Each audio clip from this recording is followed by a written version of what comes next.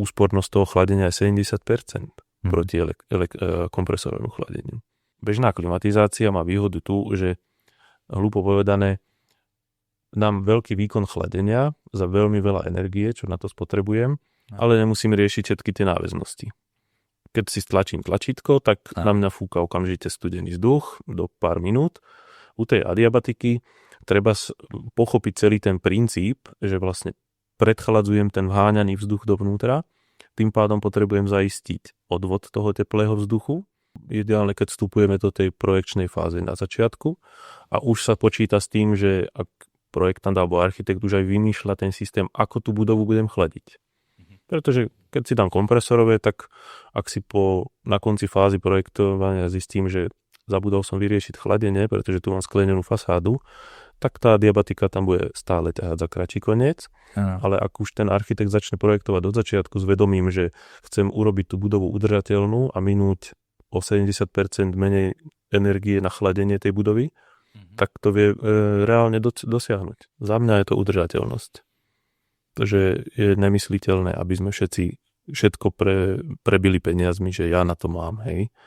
Akože musíme sa zmeniť a musíme znížiť tie naše požiadavky, pretože tá planéta je len jedna a je to ekologické chladenie, to si povedzme na rovinu. Používam len vodu. Bude mi na to stačiť časom, dajme tomu jedna jednotka, jeden fotovoltický panel. Keďže kompresor ohrieva planetu, tak si povedzme, ak by sme všetci chladili adiabaticky, tak planetu nebudeme zohrievať chladením. Teraz chladením zohrievame. Vonkajší vzduch. Adiabatickým ho nezohrieme. Tento podcast tvoríme najmä pre architektov, projektantov a odborníkov, ale je určený všetkým, ktorí sa chcú zorientovať v adaptácii na klimatickú zmenu. Ďakujeme za každý váš odber, like, komentár či zdieľanie. Skutočne nám pomáhajú zvyšovať pozornosť verejnosti pre túto tému. Ďakujeme, že s nami budujete komunitu klimaticky zodpovedných architektov. Adaptácia nie je len ekológia, je to bezpečnostná disciplína. Martin, vítaj u nás v podcaste Adaptuj.sk. Ďakujem, že si prijal moje pozvanie. My sa budeme dnes rozprávať o adiabatickom chladení. Väčšinou tieto rozhovory vediem tak ako vyslovene, že voľný, takmer až neviazaný rozhovor systémom ptejte se mne, na co chcete a na co chci odpovím. Ale dnes sa to budem snažiť naozaj držať trošku tak štrukturovane, pretože budeme sa baviť vlastne o tom, že aby sme naozaj jednoznačne projektantom, architektom a verejnosti vysvetlili princíp adiabatického chladenia, vysvetlili jeho výhody a nevýhody, samozrejme, aby sme boli úplne objektívni. A tým pádom cieľom tohto nášho rozhovoru je naozaj ako keby jeho výsledkom má byť akože podať nejakú informáciu o tom, čo to adiabatické chladenie je, ako funguje, aké sú jeho výhody, nevýhody, aby vlastne projektanti, architekti mohli urobiť informované rozhodnutie, či takúto technológiu v kontexte adaptácie na klimatickú zmenu odporúčiť alebo neodporúčiť klientom. Áno. Skúsme najprv veľmi v skratke porozprávať niečo o sebe. Ako si sa vlastne ty dostal k faktu, že si sa rozhodol vyrábať adiabatické chladiace zariadenia? Tak, v prvom rade ďakujem za možnosť propagácie adiabatického chladenia. Tak k adiabatike som sa dostal praxou a skúsenosťami pri bývalých prácach a vlastne zistil som v praxi, že adiabatické chladenie má veľký význam pre veľké prevádzky a je veľmi účinné, čo sa týka chladenia ako keby do priemyslov, komerčných budov a takých, kde sú vlastne požiadavky na príjemný čerstvý vzduch. Takže veľká výhoda adiabatického chladenia je, že vzduch nevysušujeme, ale zvlhčujeme. A ľuďom je veľmi príjemný vlhký vzduch. Lepšie sa im dýcha, pretože adiabatické chladenie používa vonkajší vzduch, 100% vonkajšieho vzduchu, ktoré ochladíme adiabatickým chladením. A môžem vysvetliť, adiabatické chladenie vlastne funguje na prenose tepla, skupenského tepla. Presne, že skús najprv ten základný fyzikálny princíp. Potom v tej technike pôjdeme neskôr. Najprv základný fyzikálny princíp, ako ten chlad vlastne vzniká. Tak adiabatické chladenie funguje na prenose skupenského tepla pri odparovaní alebo pri zmene vody z kvapalného stavu na plynný. Tým pádom, ak máme teplý vzduch, tak my ten teplý vzduch máme nabitý energiou. To je to teplo. Na odparenie vody odobereme teplo z toho vzduchu a vzduch sa nám teda ochladí jednoduchým fyzikálnym javom. Dá sa to jednoducho predstaviť, ak v lete vyjdeme z bazéna, tak z tela sa nám odparí tým horúcim vzduchom tá voda, čo na nás je, a je nám chladno. Aj keď je horúci vzduch. Tedy na nás prebieha ten adiabatický dej. Ja by som povedal takto, že tá základná logika je nasledovná, že musíme pochopiť jednu vec, že vlastne chlad ako taký neexistuje. Chlad je len nedostatok tepla, čiže nedostatok energie, áno? A pri zmene skupenstva, to znamená, keď sa voda mení či už na ľad alebo na paru, pri zmene skupenstva, na to, aby došlo k tej zmene skupenstva, potrebuje obrovské množstvo energie na seba naviazať. Áno, to je tá energia, je tá, ktorá vlastne spôsobí zmenu toho skupenstva.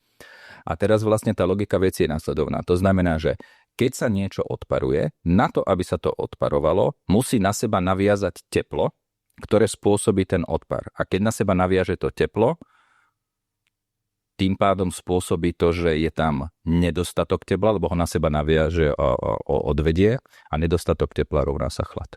Tak, no. Základný princíp fungovania adiabetického zariadenia, hlavne by som povedal tak, že najprv si trošku pripomeňme, ako funguje klimatizácia, lebo veľmi dôležité je, aby sme si teraz akože nezamieniali klimatizáciu a diabetické chladenie ako keby dva porovnateľné princípy alebo dva porovnateľné stroje. Áno, obidva majú na streche alebo niekde v okolí nejakú krabicu, áno, ale ten princíp je zásadnený. Takže skús najprv vysvetliť princíp toho fungovania zariadenia adiabetického versus klimatizácia. Samozrejme, hlavne čo sa týka toho faktu, že klimatizácia ako keby ochladzuje neustále ten vzduch, čo je vo vnútri. Áno, interiér. Predchladzuje ten vzduch, ktorý prichádza zvonku. Tak bežná klimatizácia vlastne funguje s kompresorom, hej, používa nejaké plyny a prichádza tam vlastne, používa ten chladič a potrebuje ten kompresor ako bežná chladnička. A diabetické chladenie vlastne len ochladzuje ten vonkajší vzduch veľmi jednoducho, takže aj všetky zariadenia, aj všetky sú veľmi jednoduché. A na celý ten princíp prebieha len na základe fyziky. Adiabatika celkovo využíva len vodu. Žiadne chemické plyny, nepoužíva kompresory, používa iba obyčajnú vodu. A jedno cirkulačné čerpadlo. Hej. Na ventilátor. Ak je, tak je potreba aj ventilátor, ale vlastne celý ten princíp je veľmi jednoduchý na súčiastky. Že pričom klimatizácia je náročná na tú výrobu. Na všetky tie komponenty sa môžu kaziť, údržba, hej, a klimatizácia, ak používa ten kompresor, tak ide a stále sú tam nejaké vysoké tlaky, dajme tomu, hej, u tých kompresorov. A to sa samozrejme môže poškodiť. U adiabatiky to je fakt triviálne zariadenie. Dobre, tak z čoho sa teda skladá? Lebo ja som ti teraz do toho vstúpil s tým ventilátorom, ale v závede som si uvedomil jednu vec, že ten ventilátor nemusí byť automaticky súčasť toho adiabatického zariadenia, pretože ten ventilátor môže byť súčasťou tej vzduchotechnického zariadenia. Nejakým spôsobom ten vzduch sa tam musí hýbať a musí to zariadenie prechádzať. Nemusí byť automaticky súčasť toho samotného chladiaceho procesu. Dobre, takže popíš také... Takto, ja by som na začiatok povedal, že ak niekto o adiabatickom chladení už počul, tak pravdepodobne prvý taký obraz, ktorý mu naskakuje v mysli, je také tie plastové veci na streche, systém Alibaba Express, ktoré od pohľadu pôsobia teda, že ako keby že náchylné na poškodenie sa. Čo je samozrejme v zásadnom rozpore to, čo si práve povedal, ale dôležité je teda, že keď to človek chce mať naozaj dlhodobo funkčné a hlavne, aby to teda ako dlho vydržalo, je dôležité to robiť ako keďže z odolných materiálov. to je v zásade asi taká hlavná priorita toho. Ale teda otázka znie, z čoho presne sa teda skladá to samotné zariadenie? No, tak adiabatické zariadenie má najdôležitejšiu časť, je chladiace médium. To je vlastne celulózový panel, ktorý sa zmáča, udržuje sa vlhký ako taká špongia a cez toto médium prúdi ten vzduch. Tu dochádza k tomu adiabatickému javu. Takže celá adiabatická jednotka vlastne je tvorená len tým desorpčným médium, ako sa to odborne nazýva.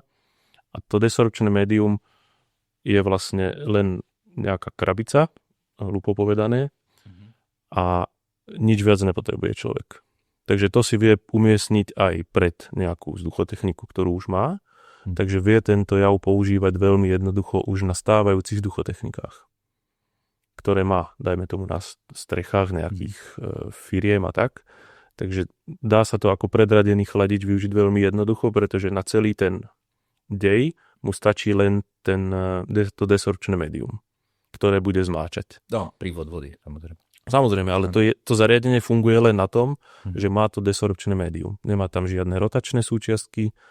Tú vodu vie vháňať aj svojím radom. Hej. Jasne, takže vlastne ten jav vzniká iba na tom desorpčnom médiu. To je všetko. Nepotrebuje žiadne teoretické napájanie, ak tam bude mať prúd vody nejak zabezpečený. A ak ventilátor iného zariadenia si... Ak je to predradený chladič u tej vzduchotechniky, tak samozrejme je to veľmi jednoduché zariadenie, len desorpčné médium, ktoré budem zmáčať. A to je všetko. Tým pádom je, ako som spomínal, veľmi jednoduché. Dobre, teraz sa vrátime ešte k tomu základnému rozdielu medzi adiabatickým a klimatizáciou. Je to, že teda adiabetické predchladzuje vzduch, ktorý prichádza zvonku.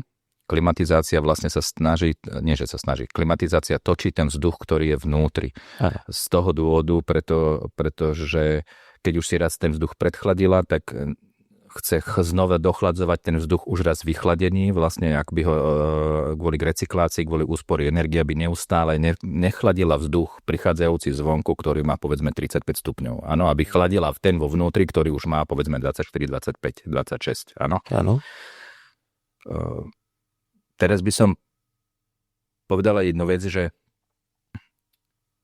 je z toho, čo hovoríš, je úplne logické, že hlavná výhoda adiabatického chladenia je v zásade, okrem teda toho minimálneho množstva súčiastok, ktoré do toho idú a tým pádom minimálneho rizika, že sa niečo pokazí, tak bude samozrejme už len samotný fakt, že si povedal, že v zásade do toho nemusí ísť ani elektrická energia. Pokiaľ to funguje na ventilátore už existujúcej vzduchotechniky, je samozrejme energetická nenáročnosť tohto zariadenia, že to chladí ako keby, chladí to na úkor tej vody, nie na úkor spotreby vody, nie na úkor spotreby nejakej elektrickej energie, áno. To znamená ale jednu vec, že buďme realisti, teda, že na prvý pohľad sa to javí ako kvázi dokonale jednoduché zariadenie, logicky má nejaké limity. Tak poďme teraz k tým limitom. Ten limit je jednoduchý. Musíme mať teplý a suchý vzduch. Výhoda klimatizácie je, že funguje celoročne vonku. Pretože my využívame vonkajší vzduch. To je jeho najväčšia nevýhoda toho adiabatického chladenia. Musíme používať suchý a teplý vzduch. Ak dosiahneme suchý a teplý, tak tam sa vieme baviť o nejakých zrazení teploty až o 12 stupňov. Hej. Takže keď máme 35 stupňový vzduch, 30-35% na vlhkosť, tak reálne sa vieme dostať na nejakých 25 stupňov úplne, že s prehľadom, ale samozrejme s veľmi nízkymi nákladmi. Ale bohužiaľ funguje to iba pri tých teplých a suchých dňoch, čo už nám teraz tá klimatická zmena prináša viac a viac. Po búrke to chvíľku ako samozrejme upadá ten výkon, ale tak ako náhle je vonku teplo a sucho, tak tá vlhkosť po tej búrke je v rámci hodiny. Hej. A samozrejme potom je akože také obmedzenie adiabatika. Čím viac vzduchu prevediem, tým väčší výkon chladiaci dostanem. Hej. Takže neviem vychladiť miestnosť na nejakých 10 stupňov. Takže ak to chcem na nejaký sklad alebo na nejaký priestor, kde súrne potrebujem mať 12-15 stupňov, tak tam ten limit je samozrejme. Ale na bežnú teplotu 22 až 25 stupňov, čo nám, priznajme sa, stačí, tak to vyhovuje tá adiabatika. Tu by som povedal takú vec, že súvisí to asi teda s nejakým prístupom človeka k faktu, že existuje alebo je prítomná klimatická zmena, že nebude to všetko len o technológii, bude veľký podiel toho riešenia či adaptácie alebo mitigácie bude založený aj na zmene ako keby našich očakávaní a nášho prístupu. Keď zoberiem taký klasický prípad, že človek dojde niekde v Stredomorí do hotela, kde z recepcie, vôjde do hotelovej izby, vonku bolo takmer 40 stupňov, otvorím dvere a tam je termostat tej klimatizácie nadstavený na 19 stupňov. Áno. Že čo toto už je len za úvahu. Hej? Lebo tá logika veci je následovná, že je to ekonomicky nevýhodné pre ten hotel, aby to tam nadstavoval. Jediný dôvod, prečo to tam tak musel nadstaviť, je to, že tí klienti to očakávali a že sa toho dožadovali. Áno? Čiže aby to ten hotel nerobil, v prvom rade treba naozaj zmeniť to myslenie následovné, že to není normálne, keď je vonku 35, no jednak to není zdravé, energeticky to je úplne že šialenstvo. To znamená, že najprv musíme zmeniť tie svoje očakávania a nielen čo sa týka tej teploty samotnej, ale by som povedal aj rýchlosti tej zmeny. Zjednodušene povedané.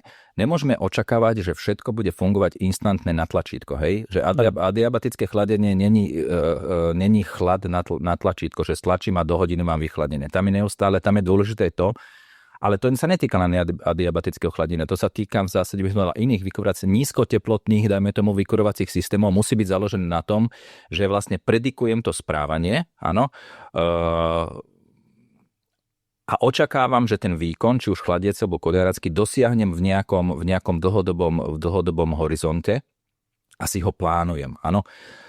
Je to niečo také, by som povedal, že keď idem autom, pôjdem autom Bratislava-Žilina, áno, a teraz tá logika veci je následovná, že buď si dobre nenaplánujem odchod, a v tom prípade sa musím ponáhľať a pôjdem tých 130-140, tak moja spotreba auta bude iná, ako keď si dobre naplánujem ten odchod a hypoteticky by som išiel akože ideálne 90-110. Áno, tá spotreba nie. Výsledok rovnaký. Do toho miesta som sa dostal v tom čase, v ktorom som mal. Áno. Jediný rozdiel bol v tom plánovaní, že som proste nezanedbal tú prípravu a tú vlastne plánovanie tých procesov. A asi pri tom adiabatickom chladení, alebo volajme to možno radšej akože predchladenie, aby sme akože úplne nezavádzali, lebo ako si povedal, neurobí to tých 18 stupňov.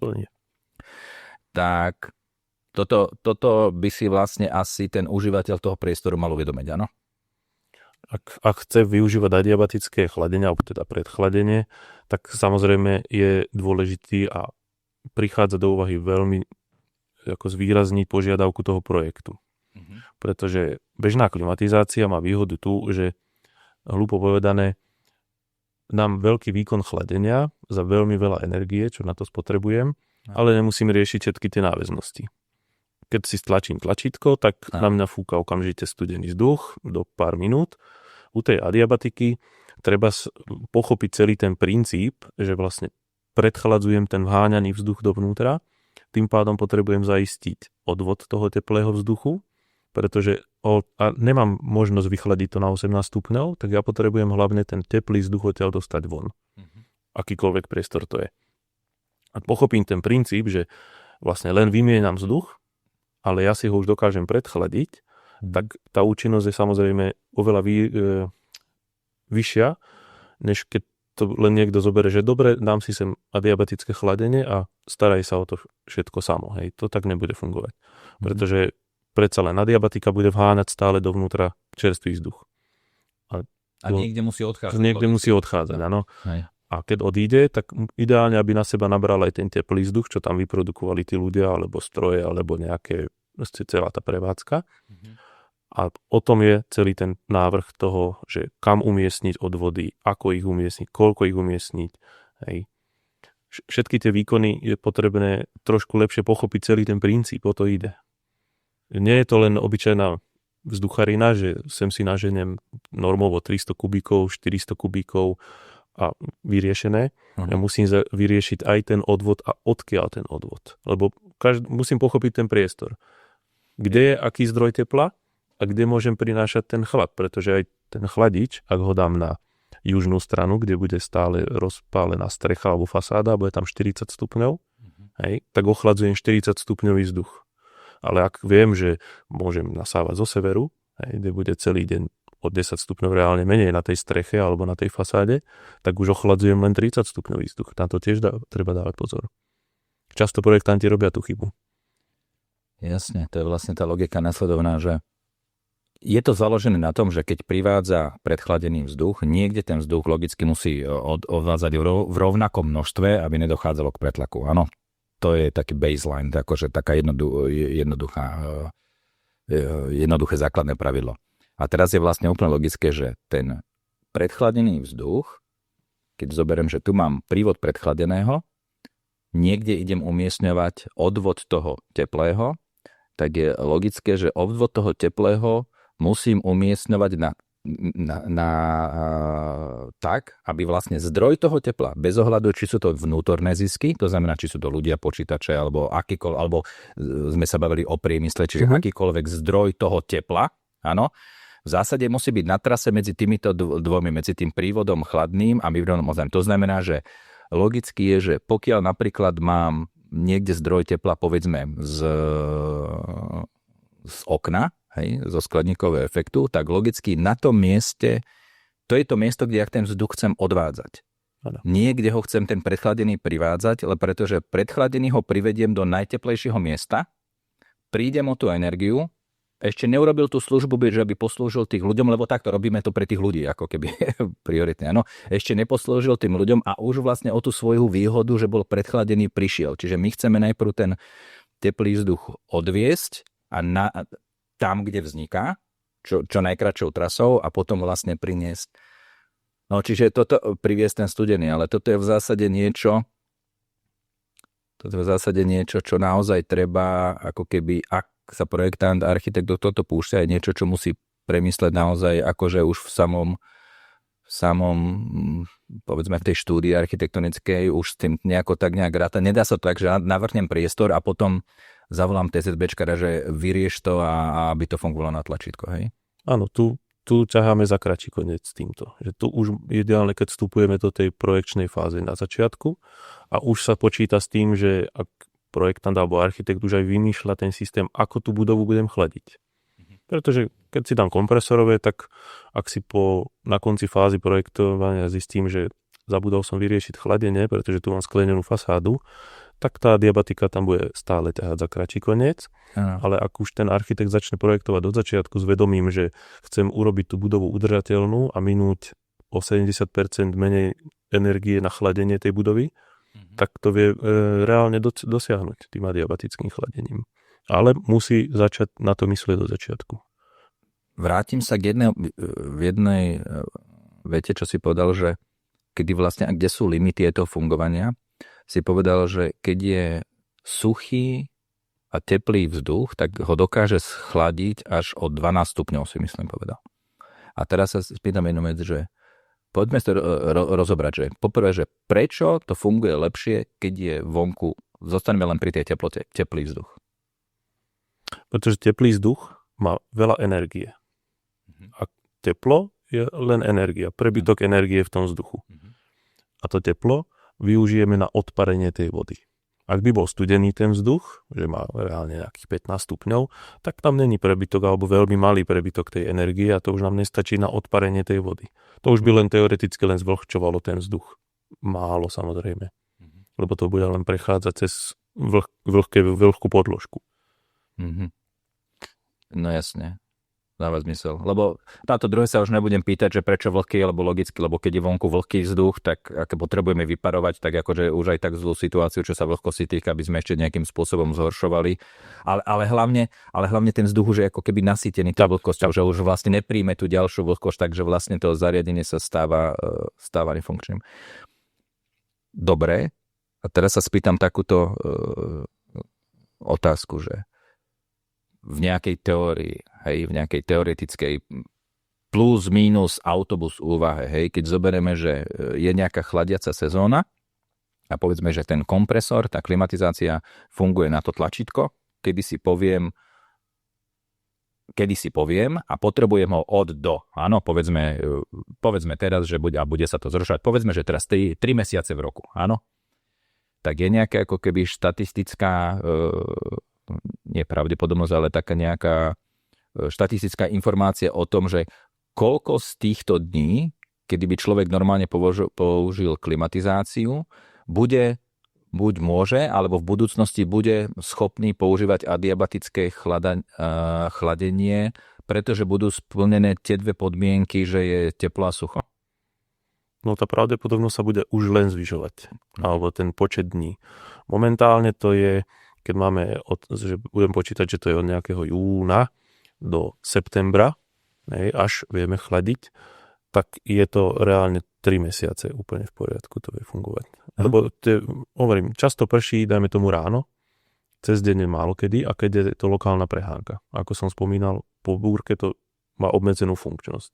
Ale keďže nefunguje to na tlačítko a funguje to na ten princíp, že pomaly, ale ďalej zájdem a celý deň chladím, tak tá hodina ma z toho nerozhodí. Takže, lebo tam je využitá tá zotrvačnosť. A v prípade toho chladenia, ak chladím celý deň, tak hovorím, 1 búrka, 2 za deň ma nerozhodia z toho. Lebo dobre, hodinku to nepôjde, ale už tam som ochladil tú budovu a tá budova má veľký objem vzduchu. Samozrejme sú rôzne snímače a zistím, že prívodný vzduch je už moc teplý, tak tá automatizácia to vie vypnúť, že nebudem si naháňať teplý a vlhký vzduch dovnútra, tak to pre istotu vypnem. Lebo aj to chladenie nezačne chladiť za hodinu, tam podložka už ako náhle je mokrá, tak už je to len o tom, že či prúdi alebo neprúdi ten vzduch, ako náhle je zvlhčená. A nehovoriac o tom, že si povedal, že stále častejšie. Ja keď som bol dieťa a boli sme cez prázdniny u babky, tak vlastne vždycky sme fungovali v tom režime, že sme s takmer železnou pravidelnosťou, s takmer absolútnou istotou vedeli, že okolo tej 8, keď začínali televízne noviny, že príde taká 15-20 minútová búrka, kde sme vybehli von na ulicu a pozerali, že či sa na mlákach, lebo sme museli samozrejme prestať bicyklovať, takže sme vybehli, potom sme chodili pozerať, že či už sa na mlákach tvoria bubliny, lebo to znamenalo, že za chvíľku prestane pršať. A toto sa nejde, ty si povedal tako, že 1-2 búrky denne, ale toto je v zásade niečo, čo sa už viac menej nedeje a už sa asi diať nebude práve, takže klimatická zmena prináša ako keby extrémne prejavy počasia, že už to bude skôr o tom, že teraz nebude 10 dní pršať a potom bude 3 dní liať, hej? A potom zase nebude 10 dní pršať, to znamená, že tam teda nastane tá logika, že teraz vymýšľam to číslo 3 dní, áno, ale že keby 3 dní pršalo, tak 3 dní proste to chladenie nepôjde, ale tá logika veci je, že pravdepodobne asi keď 3 dní pod mrakom a prší, tak asi to nebude akože není to ten čas, kedy nutne potrebujem chladiť, áno? Áno, lebo ak bude 3 dní pršať a bude pod mrakom, tak aj vonku bude chladnejšie a to chladenie predsa umožní... Adiabatika vlastne prebieha všade naokolo vtedy. Lebo... Áno, a už je ten vzduch aj zvlhčený a nič mi nebráni tomu pustiť ho do toho priestoru. A bez toho chladenia, len to použijem ako vetranie a nemusím ani púšťať tú chladiacu jednotku. Beží, lebo vonku je všetko ochladené, ak to bude 3 dní. Ale samozrejme posledné roky nám ukazujú, že tie teplé a suché dni budú len dlhšie a dlhšie a budú nejaké prehánky menej a menej. Takže sucho je stále väčšie na planéte. Poďme si teraz povedať, že čo sa týka typov budov, áno? Lebo aby sme to tak nejak tak akože v hlave trochu upratali, že najprv si načrtneme, takže ty si na začiatku povedal, že je to povedzme vhodné do priemyslu, áno? Takže poďme najprv, že do jakých typov budov je tento systém vhodný a hneď si vysvetľujeme aj prečo. Tak najčastejšie sa používa v priemysle. Tam je dôvod jednoduchý, tam je veľmi veľké množstvo prebytku tepla zo všetkých možných strojov, napríklad taký plastiarsky priemysel. Tam sú strekolisy, ktoré produkujú veľmi veľké množstvo tepla. Takže tam, a sú veľké objemy tých hál. Často sú to nejaké staré haly, hlavne v našej republike často sú to nejaké staré haly zo 60. rokov, 70., kde samozrejme sa neplánovalo s nejakým chladením, áno, lebo vtedy to nikto neriešil, tak sa tie haly prehrievajú. Sú tam svetlíky, ešte aj vonkajšie zisky sú tam, ale výhoda je veľkých objemov vzduchu, čo ja tam môžem vymeniť. Potom, taká zatiaľ neznámy segment, kde sa to dá použiť, sú také verejné priestranstvá, ako sú divadlá, kde je napríklad veľká požiadavka na čerstvý vzduch. Pretože veľa ľudí ten vzduch proste vydýcha a ja ho potrebujem vyvetrať. Ale bežnou klimatizáciou len budem točiť ten vydýchaný vzduch. Okay, dneska už máme nejaké rekuperácie, čo prisávajú zvonku vzduch, ale keď bude vonku 35 stupňov, stále len nasávam ten 35 stupňový vzduch. A výhoda tej adiabatiky je, že ja prinesem ten vonkajší vzduch, ale veľmi čerstvý, lebo je to 100% vonkajšieho vzduchu a vlhký. Takže nejaké koncertné sály, kde si povedzme pravdu, ako tam je vydýchaný vzduch vždy. Lebo bežný človek, keď sedí, produkuje 100 W. Alebo to ako trošku sa pohybuje. Čo má vaty s vydýchaným vzduchom? No, to som sa chcel dostať k teplu. Aj tam bude 100 W len tepla. Máme tam a samozrejme každý vydýcha ten vzduch. Tak predstavíme si, ako fungujeme. 30 kubíkov na hodinu. Predstavíme si doma, hej. Sme traja v jednej miestnosti, za hodinu tam CO2 stúpne cez limity úplne. Ano. A ak budem aj vetrať, čo v lete chcem vetrať, ale ja si nemôžem predsa púšťať do toho už rozhýcovaného priestoru ešte vonkajší vzduch. A ak ho dokážem ochladiť, lebo ako náhle je ten vzduch zvlhčený, tak my ako ľudia ho vnímame ako chladnejší. To je treba si uvedomiť, že my nepotrebujeme dosiahnuť 22 stupňov. Po 22 stupňov u suchého vzduchu cítime inak ako 25 stupňov u vlhkého vzduchu. Ako vlhký 25 stupňový budeme cítiť ako chladnejší? OK. A to je to, čo by sme sa mali akože do budúcna naučiť, ak si aj spomínal, že nemôžeme predsa očakávať, že v miestnosti bude 20 stupňov. Áno. Hej. Takže to je napríklad tieto verejné priestranstvá. Potom existujú, už som videl aj riešenia napríklad na zastávky. Že sú tam panely, ktoré vlastne fungujú na adiabatickom procese. A fúka na tých ľudí proste len lokálne, že sa ochladí a je mu príjemnejšie. Hej? Alebo sú nejaké, do budúcna je taký plán, čo som aj postrehol niekde, že vytvárať, ako sú v mestách také tie rozprašovače, rozprašujú. Tak robia sa také akoby priechody, že tunel, človek tady prejde a je to len z adiabatických nejakých podložiek a vlastne sa tam ochladí, hej, verejné budovy. Lebo však keď sú v lete sú nejaké horúčavy, tak mestá robia, že otvárajú knižnice, hej, aby sa tam ľudia mohli ochodiť, ochladiť. Ale do budúcna je to plán aj tých miest, že udržať to mesto ako celkovo chladnejšie a keď si zoberieme nejaké atrium, hej, že otvorený síce priestor, ale nám nič nebráni tam predsa ten vzduch, keďže tam prirodzene cirkuluje, ho ochladzovať. Tu by som ešte povedal jednu vec, že sa už nad tým, a asi sa nad tým nikto zamýšľal, ale tá logika vec nasledovná je, že klimatizačná jednotka, obzvlášť keď si pozrieme taký ako ten systém, že tie klimatizačné jednotky sú rozhádzané po fasádach tých budov. Zo samotnej podstaty klimatizačná jednotka presúva teda energiu z jedného miesta na druhé. Áno, to znamená, presúva tú energiu znútra, presúva von. Energia rovná sa teplo. Áno, to znamená, že vnútri je síce chladnejšie, ale vlastne do urbanizovaného priestoru, vlastne do toho uličného priestoru nám vlastne fúka horúci vzduch. A my máme teraz tú situáciu, čo si povedal, že vznikajú tzv. Heat islands v mestách, to znamená tie ostrovy prehrievania.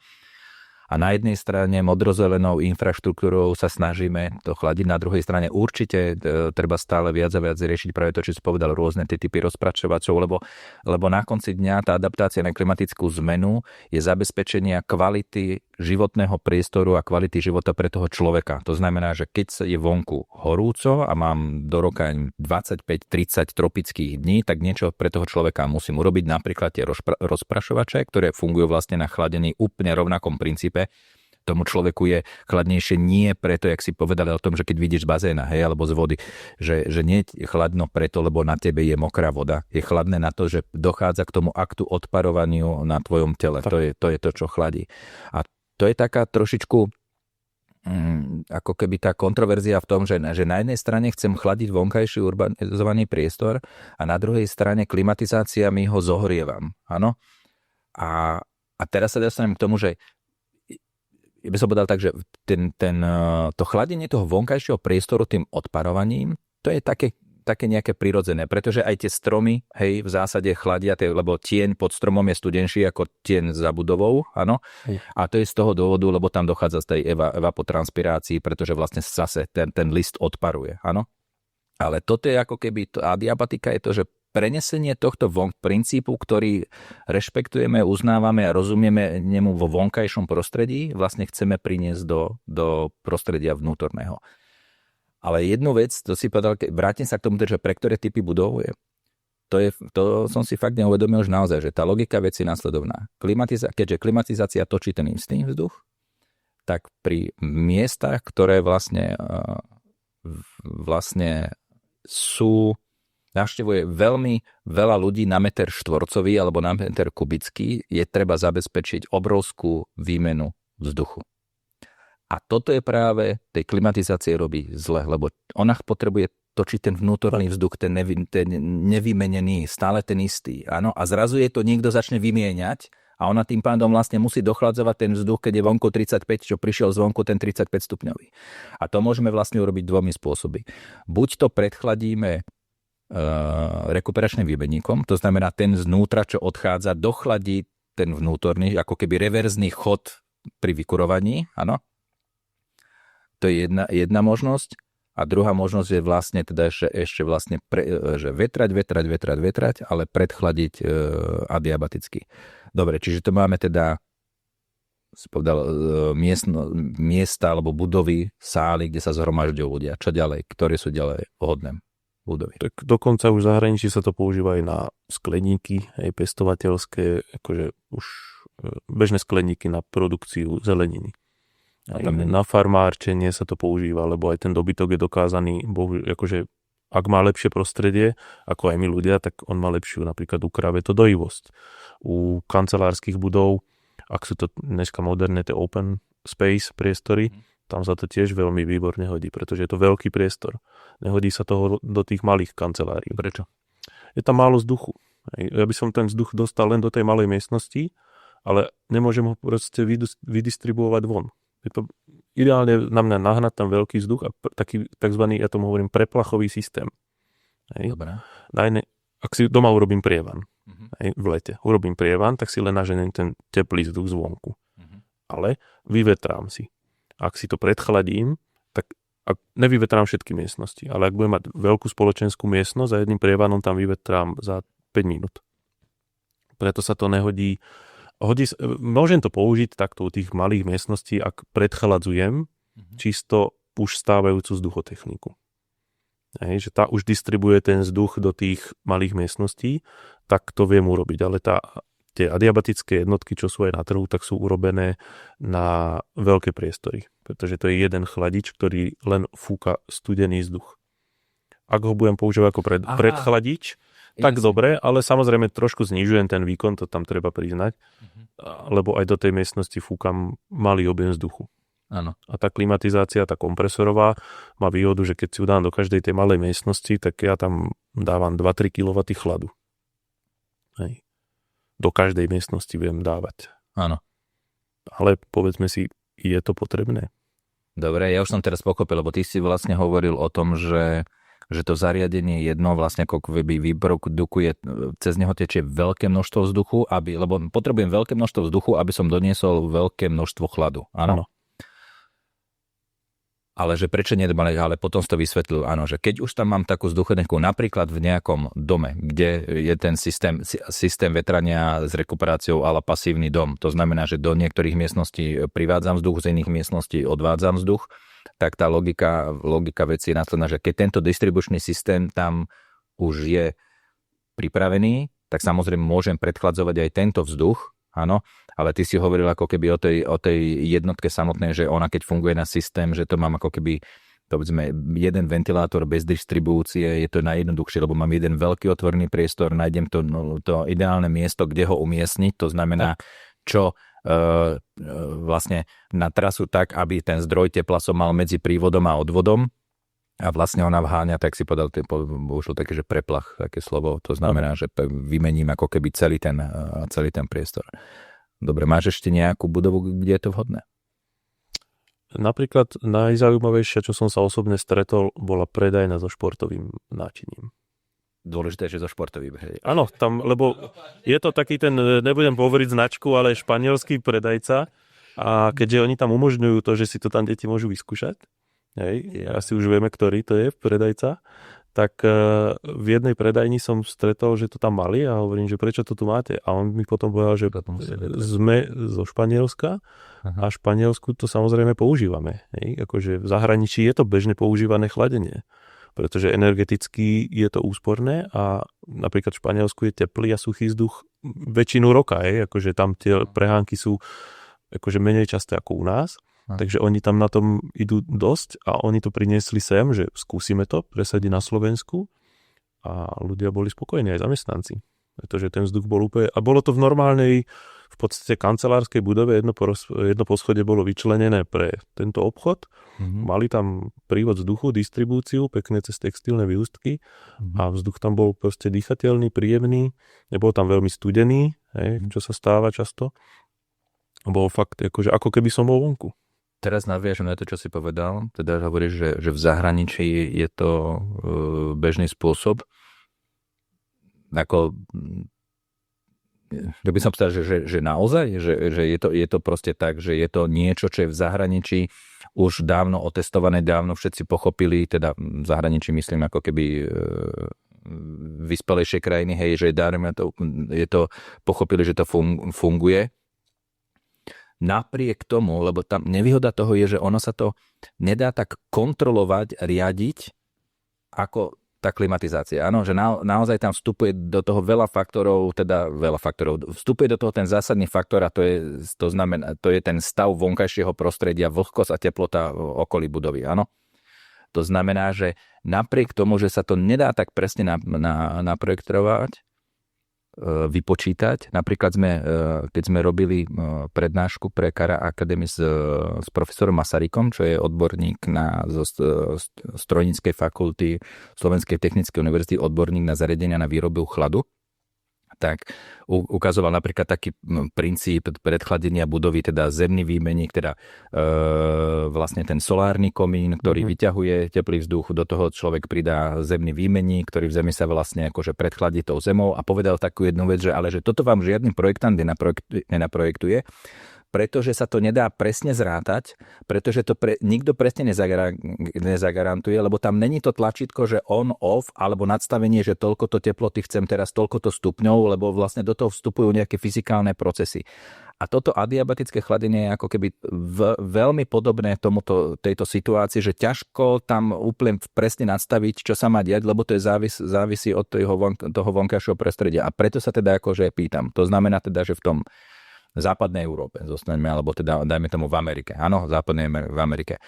Tak naozaj to tam teda tí projektanti veselo projektujú napriek tomu, že vedia, že nie je to celkom ukontrolovateľné? Áno, napríklad západná Európa, tá teplejšia časť Európy, to bežne používa už aj na rodinné domy. Väčšie domy, ale používajú to len na ten tzv., ak som spomínal, preplachový systém. Neregulujú to ako u nás, nemajú tú požiadavku na tých 22 stupňov v miestnosti, ale keďže vonku je 40, tak im bohate stačí vnútri 30 a vlhký vzduch a čerstvý vzduch, takže tam to bežne používajú. A napríklad v Amerike sa to tiež používa. Ale musia to byť tie suchšie a teplejšie oblasti. Takže niekde v Kanade to nemá význam používať, ale používa sa to v Amerike a takto sa to bežne projektuje, natiahali už od začiatku. Už napríklad oni vedia, že neuchladia to kompresorom alebo uchladia, ale za extrémne nároky na energiu. A prečo to používať, keď už tá energia bude len drahšia a viem to jednoducho vychladiť, a to som tu asi aj spomínal, že úspornosť toho chladenia je 70% proti kompresorovému chladeniu. Hej. Takže mňa aj nevadí, že budem to chladiť dlhšie, ale stojí ma to v podstate nič. Najdrahšia položka na tom je tá voda na tej prevádzke. Takže investičné náklady sú možno porovnateľné, ale môže mi to bežať 3 mesiace, ja sa o to nemusím starať, či to ide, nejde. Hej.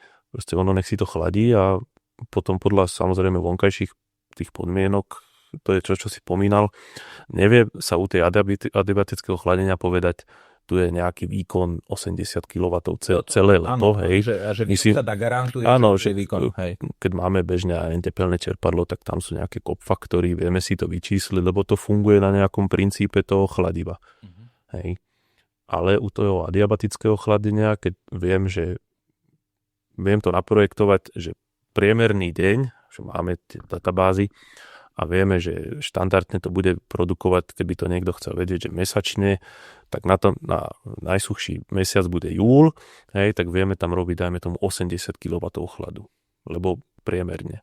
Ale samozrejme neviem povedať, že ráno to nemá taký účinok ako po obede a to sú tie trošku také limity, ale to je len o tom nastavení toho človeka. Na západe už to pochopili, že nepotrebujeme mať 22 stupňov v kanceláriách ani v nejakých obytných priestoroch a stačí nám proste len príjemných 25 stupňov. Hej. Lebo doma nepotrebujeme chladničky. Jasne, a ono, treba sa mne, že čím bude teplejšie, tým toto bude stále viac a viac pravda. Ja mám jedného známeho z Uzbekistanu a on mi vysvetľoval, že oni tam majú, mi to už pred 15, hádam 10 rokmi hovorili, ja až som mu neveril, on povedal, že u nich normálne, že teplota v lete, že 50 stupňov je normálna teplota. Že tam, keď on dá vlastne, že kýbel s vodou plechový na dvor, tak v zásade do hodiny tá voda má 70 stupňov, áno. A teraz som sa ja laicky spýtal, dobre, takže tu všetci máte klimatizáciu, on že hop, nie, že nikto takmer nemá klimatizáciu. Poprvé je to teda drahé na inštaláciu, na prevádzku a tak, ale hlavne, že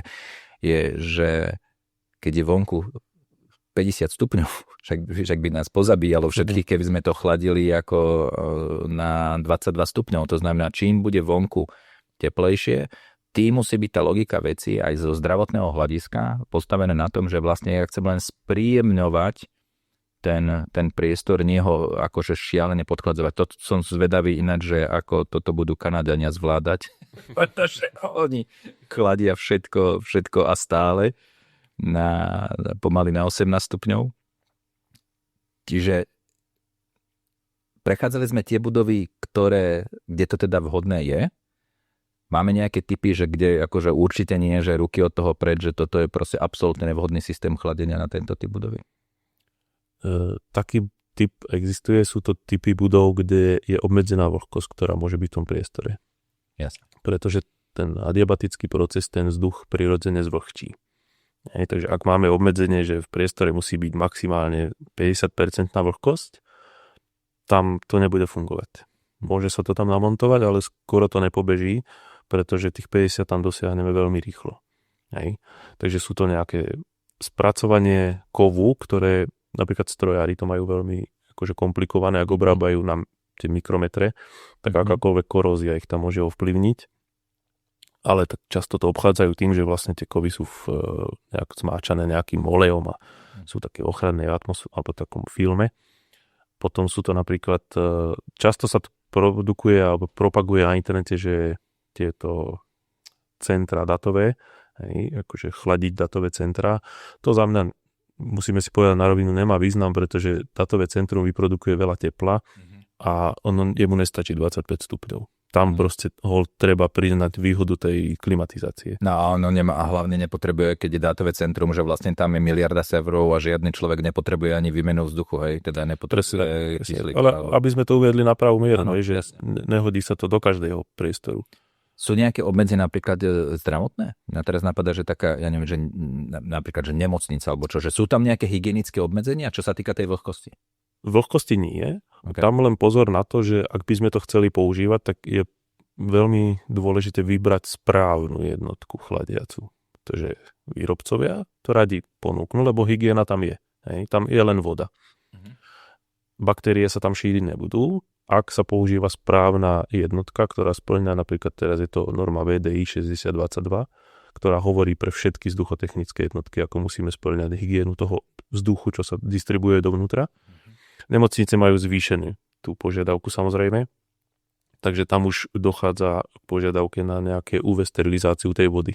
Aby tam fakt sa v tej vode nešírili žiadne baktérie. A že skôr sa ošetruje už tá voda, čo ide dnu a nie potom ten vzduch, čo ide dnu? Áno, pretože u tej vody sa môžu množiť nejaké baktérie, legionely a môžu sa dostávať do toho vzduchu. Ak není tá jednotka správne navrhnutá.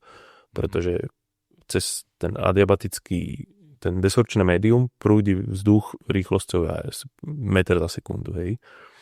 A nestrháva kvapôčky vody.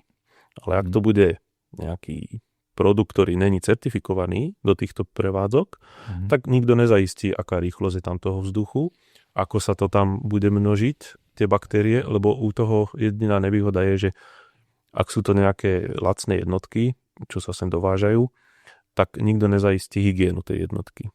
Hej? Lebo v tej vode sa môže množiť baktéria legionella. Dobre, čo má teda navyše tá nie lacná jednotka, čo má navyše voči tej lacnej? No, je tam spracovaný ten režim toho, aby sa tam nemnožila tá legionella. Že jednotky vyrábané profesionálne a s certifikáciou, alebo aspoň vyrobené podľa normy VDI 6022, spĺňajú základné parametre na hygienu tej jednotky. To je najdôležitejší parameter je sušenie toho média, aby sa tam nemnožila tá legion. Nič iné sa tam množiť nebude, lebo je to voda. Hej. Takže pravidelný preplach tej jednotky musí byť vždycky minimálne za 24 hodín. To sa musí automaticky robiť, to nemôže byť na nejakom užívateľovi. A potom je tam sušenie toho desorpčného média, na čo sa často zabúda. Lacné jednotky to robia len tým, že to prepláchnú, že vypustia vodu, napustia novú, ale to desorpčné médium sa nevysuší. Tým pádom je stále vlhké a ak máme aj nejakú bežnú látku, a tak proste tam sa to množiť bude. No potrebujeme to desorpčné médium vysušiť. To sa jak vysuší? To sa vysuší tak, že aspoň hodinu beží ten ventilátor na znížené otáčky, necirkuluje tam voda a tým vzduchom sa to len vysuší. Netreba tam nejak odporovú špirálu, alebo nič. Ako keď vyvesíme proste prádlo na záhradu. Je to veľmi jednoduché celkovo to chladenie, takže je to výhoda týchto lepších profesionálnych jednotiek, že už spĺňajú tie normy a hovorím, že u toho zdravotechnického zariadenia už je dobré tam mať aj tie UV lampy, aby tam fakt došlo k takej tej dekontaminácii tej vody, aby tam určite nemohlo nič byť. Lebo samozrejme, čistenie tam musí byť inak zariadené, hej. Servisné prehliadky nejsú, VDI hovorí o 2-krát ročne, u týchto nemocníc je to raz mesačne už dokonca. Aha. Hej. To vychádza z tej normy, hej? Tak, aj tá jednotka musí byť samozrejme inak urobená, hej, lebo už oni majú, tam sú nejaké triedy tých hygienických certifikácií a tie nemocnice to majú samozrejme niekde úplne inde. Dobre, nemocnice, ďalšie budovy, kde by to nebolo vhodné? No ako som spomínal, tie malé priestory, že bytovky, akože máme 12 bytov, tam to nemá moc význam akože do toho dávať, pretože každý má svoju nejakú klimatizáciu a tam to nevidím ako veľký význam. Ani keby bola, že má bytový dom rekuperačnú jednotku centrálnu s centrálnym nasávaním, s centrálnym výfukom, ani vtedy by to nedávalo zmysel? Dávalo by to zmysel ako predchladenie, ale je to o tých nájomníkoch alebo majiteľoch, čím to stačí. Lebo tam si, ako si spomínal, nedáme vypínač on-off, buď to bude chladiť, alebo to nebude chladiť. Viem si to predstaviť v takom bytovom dome, keď je spoločné schodisko. Hej. Tam to môže celý deň bežať a na tom schodisku bude príjemne. Môže to fungovať. Lebo tam nefunguje to na to tlačítko, takže on-off, že byt číslo 6 si teraz vypne a na vetrá hold musia všetci. Je to o tom nastavení. A aj správne si spomenú, že chladíme, ale do budúcna musíme chladiť tak, aby sme neohrievali tú planetu ďalej. Takže to tak potrebné si uvedomiť. Môžeme všetci chladiť, ale budeme chladiť len viac, ak niečo nezmeníme. To je to, že vieme, že budeme chladiť viac a musíme vlastne vymýšľať metódy, aby boli čo najmenej energeticky závislé, tak by som povedala, na menej spotrebe, s najmenšou spotrebou. Už len ako keby vďaka takej aj nejakej energetickej bezpečnosti. To znamená, že tá logika veci je, že že modelová situácia, že vonku je teplo, dojde výpadok energie. Pred asi, čo ja viem, to bolo možno 20 rokov dozadu, keď bolo taký blackout v Severnej Amerike, akože fakt, že obrovské niekoľko desiatkom miliónov ľudí zostalo, ja neviem, 2 týždne alebo také nejakú dobu bez elektrickej energie. To sa stalo v lete. A stalo sa to v lete práve preto, že bolo veľmi teplo a vlastne všetci vlastne tie klimatizácie fičali na plné obrátky, áno. A teraz vlastne v tejto situácii, keď si predstavím, že by takáto situácia nastala a ja chcem tú budovu nejakým spôsobom užívať, mám, dajme tomu, nejaký vlastný zdroj energie, napríklad fotovoltické panely, ktoré sú schopné fungovať off-grid, tak v ten daný moment ja budem potrebovať, aby som tej energie na to vychladenie tej budovy potreboval čo najmenej. Áno, to je to, že zase spomeniem pánu profesora Masaryka, ten základ musí byť, že navrhovať tie budovy tak, aby ideálne najprv nestrojnými zariadeniami a nestrojnými princípmi potrebovali tej energie čo najmenej. A z toho, čo si ty vlastne popisoval, samozrejme to riadenie kvôli tej bezpečnosti a hygieny, to vlastne obsahuje nejaké zariadenie, lebo to je nejaká elektronika, ktorá riadi tie procesy, čo sa tam vo vnútri dejú.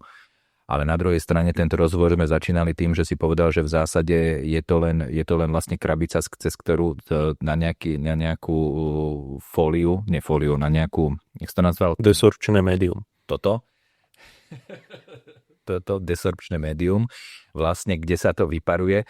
To znamená, neobsahuje to kompresor, neobsahuje to vlastne žiadne točivé časti. V zásade je to celé založené na fyzikálnych princípoch, čo už sme vlastne ako v princípoch fyzikálnych princípov vlastne vonkajšieho prostredia, čo sme vlastne pomaly už pri tom, že toto by sme čiastočne mohli nazvať, až by som povedal, že nestrojné zariadenie, teda v porovnaní, alebo nestrojná adaptačná stratégia, samozrejme v porovnaní povedzme s tou klimatizáciou, lebo toho stroja je tam naozaj minimum.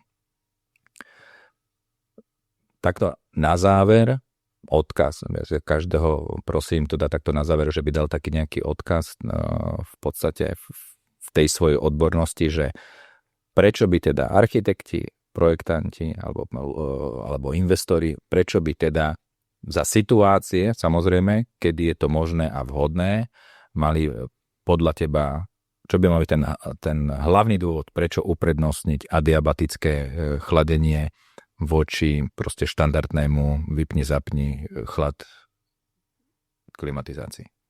Neviem, či sa to dá nazvať záverečným akože doporučením alebo takým odkazom, ale pátral som po nejakých štatistikách a do budúcna nás čaká jeden veľký problém. Nadále.